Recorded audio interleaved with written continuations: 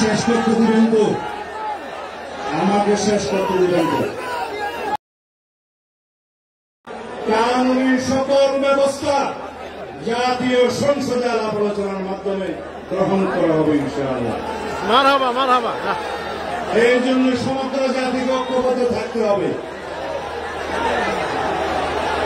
যাই হোক, আপনারা যে ভাষায় আমাকে কথা বলতে বলছেন সেটা আইনের ভাষা না। আইনের ভাষা হচ্ছে এগুলো কার্যকর করার জন্য, এই প্রস্তাব গ্রহণ করার জন্য সবাইকে ঐক্যবদ্ধ থাকতে হবে। জাতীয় সংসদে সবাইকে ঐক্যবদ্ধ থাকতে হবে এবং সারা বাংলাদেশের মুসলমানদের ঐক্যবদ্ধ থাকতে হবে। আমরা ইনশাআল্লাহ আপনাদের এই প্রস্তাব গ্রহণ করব।